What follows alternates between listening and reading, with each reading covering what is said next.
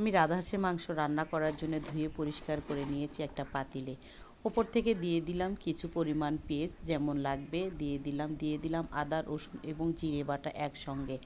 তার সঙ্গে দিয়ে দিলাম আগে থেকে আমি রেডি করে রেখেছি একটা প্লেটে হলুদের গুঁড়ো, মরিচের গুঁড়ো, গরম মশলা, শুকনো মরিচ আর লবণ দিয়ে তার সঙ্গে দিয়ে দিলাম সয়াবিন তেল পরিমাণ মতো দিয়ে হাত দিয়ে মেখে ম্যারিনেট করে রেখে দেবো কিছুক্ষণের জন্য।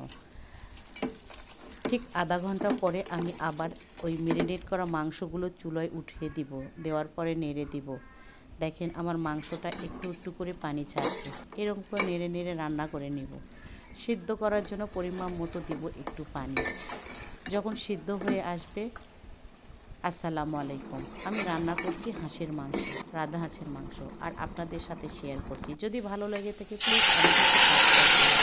সিদ্ধ হয়ে গেলে আমি কিছু পেঁয়াজ বাগার দিব, দিয়ে দেখেন ঢেলে দিলাম আর নেড়ে নেব কিছু। হ্যালো এভরিওয়ান, আসসালামু ঠিক যেন আলাইকুম। উপরে দেখেন আমি আসে সুন্দর হাঁসের করে মাংস। কমেন্ট করে হাঁসের জানান মাংসের দেখি। ঝোল ভালো লাগে না, সবসময় ভাজা ভাজা মাংসটাই ভালো লাগে।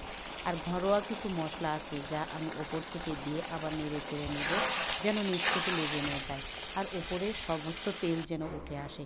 এরকম করেই আমি হাঁসের মাংস রান্না করি। আপনাদের কেমন লেগেছে? যদি ভালো লেগে থাকে প্লিজ